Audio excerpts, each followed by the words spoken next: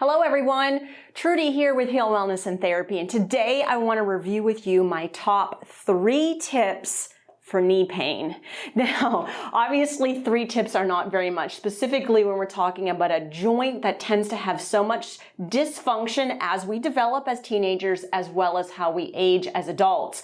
But I want to give you what I feel are the top 3 things that anybody could do to improve the health of their knee. So here's what we're going to be working on. Decompressing the knee joint. That's right, decompressing, not compression therapy, which is what we typically talk about. The second thing that we're going to be working on is strengthening the muscles that are scientifically proven to be related the most with knee pain. And then the third thing we're going to be talking about is stretching the #1 muscle that becomes tight and too stressed related to the knee, causing knee pain. Okay, let's move on with #1 here. So, decompression of the knee joint. When we think about individuals that have pain and inflammation, we think that one of the best things that we can do is provide compression to that knee joint, and that is absolutely correct. The key is to time that compression. So compression should be done as a method after activity for recovery, as well as compression sleeves or something like that during activity, so that you're not having too much inflammation and swelling actually happen to the joint. But the thing that we can do at home for ourselves to help the most to get rid of knee pain once we've caused it is decompression of that joint. So I would like to show you how I provide and educate my patients and clients on how to decompress the knee. You need some sort of decompressive device. Now, the least expensive is a simple little sink plunger. They run about $5 to $7 at your local hardware store, and they work excellent. The only issue with a knee plunger, a sink plunger sometimes, is that they don't provide quite enough decompression if you are a larger person or if you have a really stiff kneecap and knee. Think those individuals that may have had arthroscopy surgeries or knee replacements. In those situations, buying a silicone cup for decompression will be the best option because it will provide more decompression to the joint. Okay, so let me show you how to go about doing this. So you do want to have your leg in a nice straight position. Once you have your leg in a nice straight position, if end range extension of your knee is causing you pain, you can place a small towel or a half foam roller or something underneath your knee, even a small pillow. But the straighter your knee, the better your chance of getting a good decompression of this kneecap. So I'm going to demonstrate with the plunger first, and I'll demonstrate with the silicone cup second. So with the plunger, all you're going to do is take the cup of the plunger, place it directly up and over your kneecap. Once you have it up and over your kneecap, you're going to take your opposite hand and you're going to gently press around it to make a seal. Once you've made a seal, you gently push down with the plunger and you will get that negative pressure that is pulling that kneecap upwards. As you do that, the best thing to create movement of fluid, also known as nutrition and getting inflammation out, is simply just to move your foot up and down. As you move your foot up and down, the lower leg bone is being moved on the upper leg bone. Generally speaking, if we think about rules of myofascial decompression, you would never want to do any sort of decompression therapy to a joint for more than 90 seconds. So this is generally what I would recommend individuals that have knee pain do on a daily basis, and absolutely for a component of their recovery with their activity level. Now, to demonstrate how to do that with a silicone cup. Again, silicone, you're going to get a larger amount of decompression. There is more pressure. So if for whatever reason your knee is super sensitive, I would absolutely start with a sink plunger. You don't need to hold the sides of a silicone cup to get a full decompression. All you need to do is take both of your hands and push down nice and hard until you get a full pull upwards of your kneecap.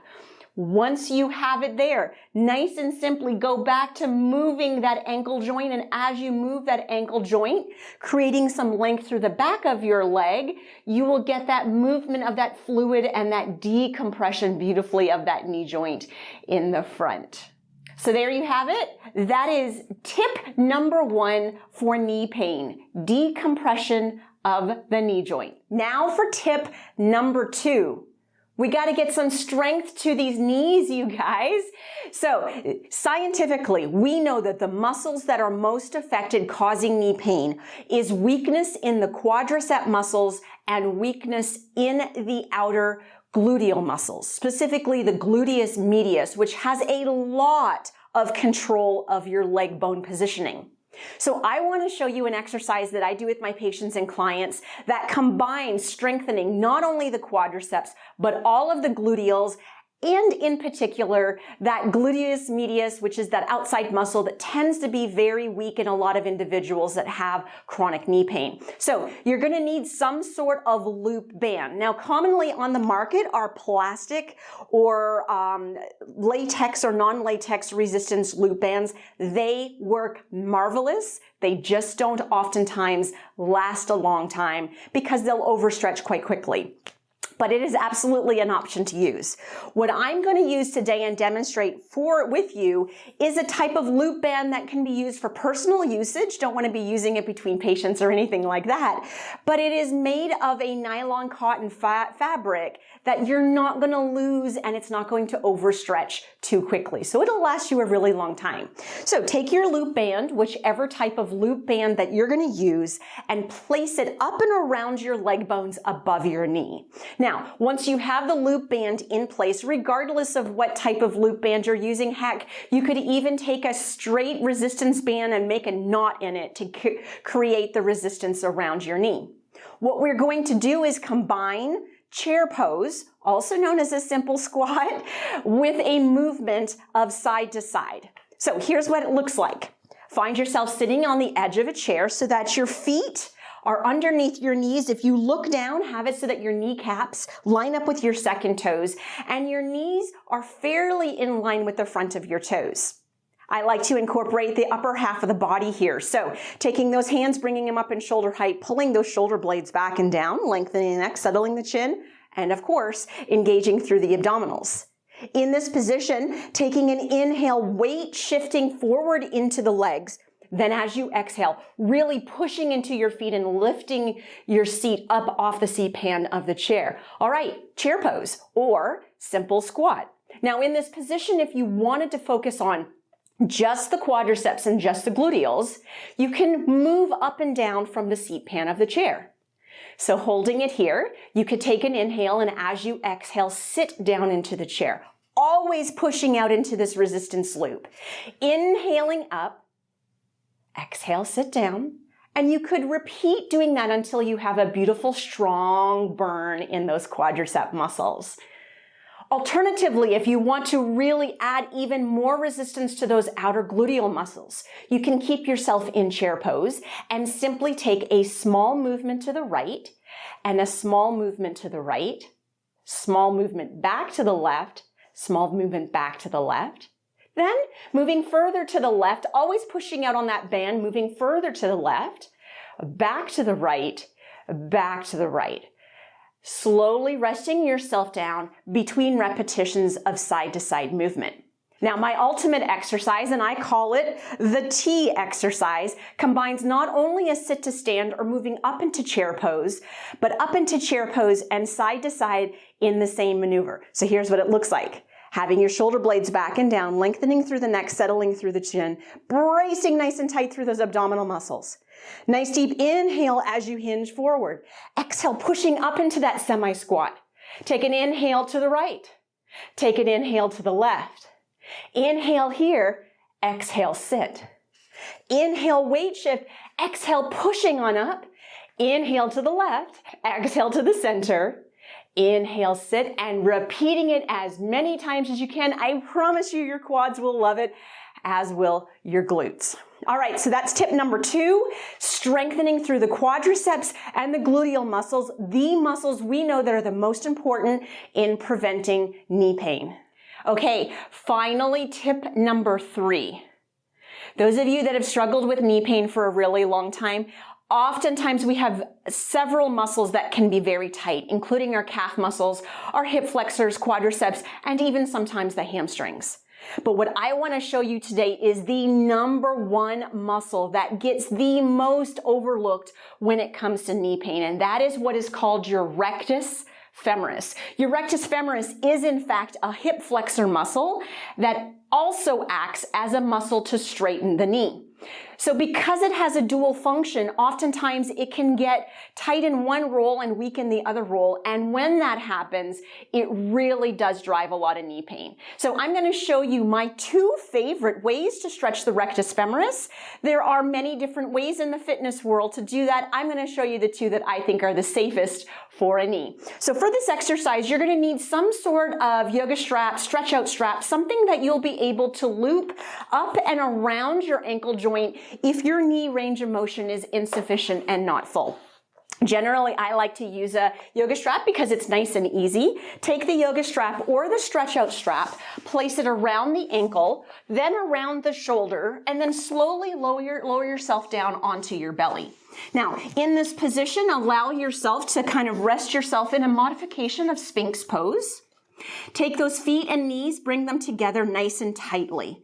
Then using that strap, slowly bring the heel towards the bottom, just until you begin to feel tension in the front of your thigh, not knee pain. So it may be much less motion than you actually anticipate.